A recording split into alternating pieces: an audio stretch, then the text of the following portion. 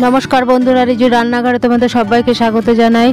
आज आमी तीन धरनेर पिठे तैरी करब नलेन गुड़ दिए। नलेन गुड़ेर पिठे एतटाई टेस्टी हय, एकबार खेले मुखे लेगे थाकबे। चितई पिठा और पोया पिठा एतटाई फुलेছে যে চোখ ফেরানো যায় না পিঠের থেকে। তাহলে চলো বন্ধুরা দেখে নিই। এখানে আমি চালের গুঁড়ে নিয়ে নিয়েছি। এই চালের গুঁড়ির ভিতর দিয়ে দেব স্বাদমতো লবণ। এবার দিয়ে দেব উষ্ণ গরম জল। গরম জল দিয়ে ভালো করে এই চালের গুঁড়িটাকে আমি মেখে নেব। মিডিয়াম ঘনত্বের ব্যাটার তৈরি করে নেব।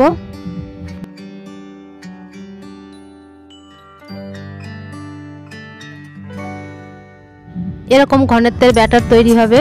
আমি এটাকে 20 মিনিট ঢেকে রেখে দেব। এখানে আমি নারকেল কোড়া নিয়ে নিয়েছি, এর ভিতর দিয়ে দেব উষ্ণ গরম জল। এবার নারকেলটাকে ভালো করে এভাবে চটকে এর দুধটা আমি বের করে নেব।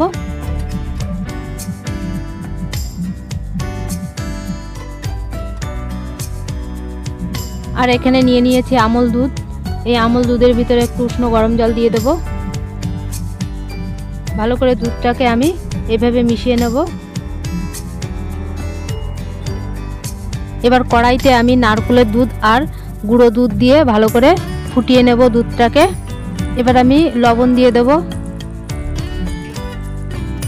দুধটা ফুটে গেছে। এবার আমি এই দুধের ভিতর দিয়ে দেব নলেন গুড়। নলেন গুড় দিয়ে আমি দুধটাকে আরেকবার ফুটিয়ে নেব। দুধটা আমার জাল করা হয়ে গেছে, এখন আমি নামিয়ে রেখে দেব। চালের গুঁড়ির ব্যাটারটা এবার আমি সাজের উপর দিয়ে দেব। এটা কিন্তু মাটির সাজ। এই সাজে অনেকবার পিঠে তৈরি করা হয়েছে। আমরা এই পিঠেটাকে সাজের পিঠাও বলি অথবা চিতই পিঠাও বলি।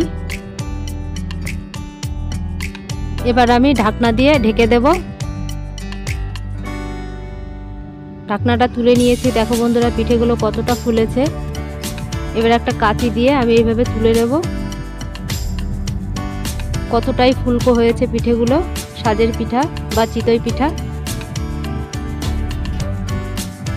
মাটির সাজে তৈরি করা হয় বলে এর নাম সাজ পিঠাও বলে।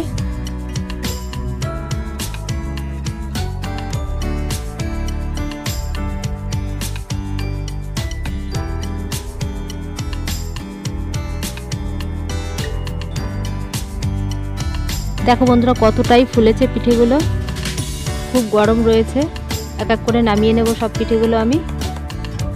দেখো বন্ধুরা সাজের পিঠেটা কতটাই নরম হয়েছে, কতটা ফুলকো আর নরম, দেখেই তোমরা বুঝতে পারছো। আর পিঠের ভেতরটাও কতটা জালিদার হয়েছে দেখো বন্ধুরা। এইভাবে সব পিঠেগুলো আমি তৈরি করে নেব। দুধ আর গুড় জাল করে রেখেছি, সেই দুধের ভিতর আমি এই পিঠেগুলো দিয়ে দেব।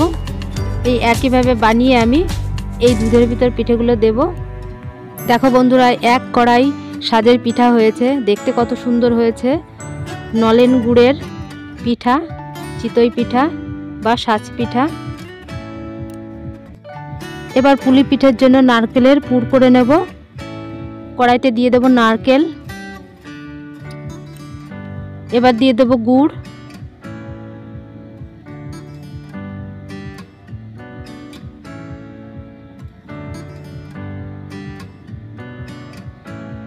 এই গুড় দিয়ে ভালো করে আমি নেড়ে চেড়ে নেব নারকেলটা।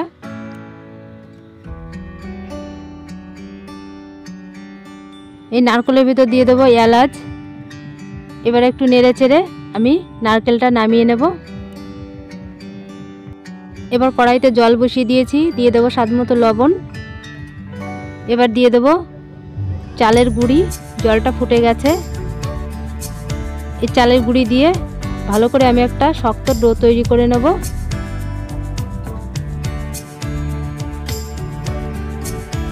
ডোটা তৈরি হয়ে গেছে আমার, এবার নামিয়ে নেব। এবার চালের গুঁড়ির ডোটা আমি ভালো করে মেখে নেব একটু ময়দা দিয়ে। ডোটা আমার মাখা হয়ে গেছে। এবার একটা কাপড় ভিজিয়ে আমি এই ডোটার উপর দিয়ে দেব, তাহলে আর শুকিয়ে যাবে না।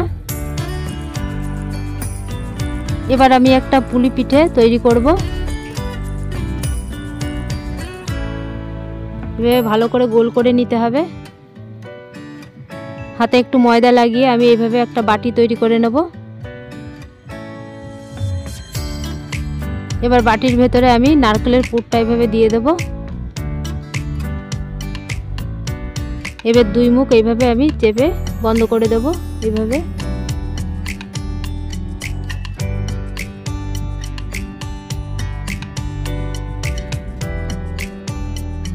এবার আমি ডিজাইন করে নেব একটু।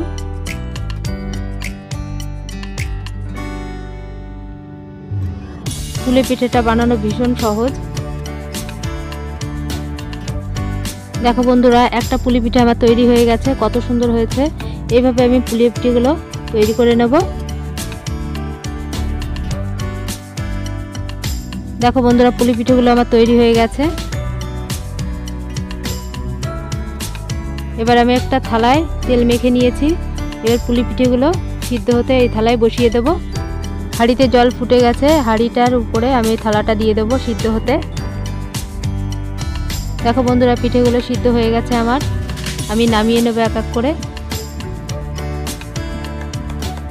কত সুন্দর হয়েছে পুলি পিঠেগুলো দেখো বন্ধুরা।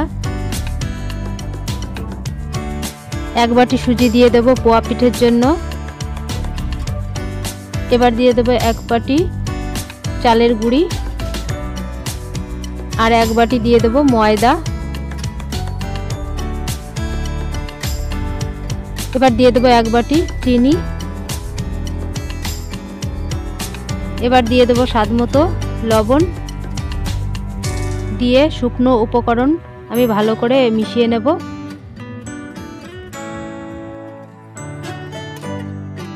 এবার আমি উষ্ণ গরম জল দিয়ে আমি এই পোয়া পিঠের ব্যাটার তৈরি করে নেব।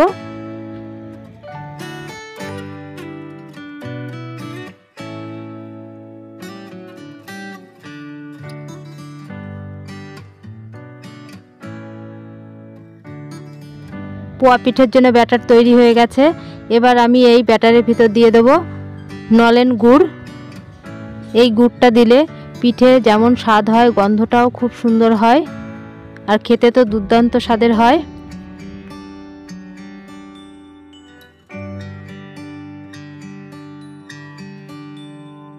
এই গুড়টা দিয়ে ভালো করে আমি মেখে নেব। মেখে নিয়ে 30 মিনিট আমি রেখে দেবো রেস্টে, তাহলে পিঠেগুলো ভালো ফুলবে। 30 মিনিট পর ফিরে এসেছি। দেখো বন্ধুরা, পিঠের ব্যাটারটা ঠিক এরকমই হবে। এবার আমি ভেজে নেব। কড়াইয়ের ভেতরে একটা থালা বসিয়ে দিয়েছি। তেলটা এবং থালাটা ভালো করে গরম হয়ে গেছে। এবার আমি এই থালার উপর ব্যাটারটা দিয়ে এর ভিতর ছেড়ে দেব। যতবারই পিঠেটা তৈরি করতে হবে, থালাটা কিন্তু এর ভিতর থেকে তুললে হবে না, থালাটা গরমই থাকবে। এই থালার থেকে পিঠেটা এমনিতেই উঠে আসবে। দেখো বন্ধুরা, উঠে আসছে কত সুন্দর, আর ফুলে গেছে পিঠেটা কত ভালো।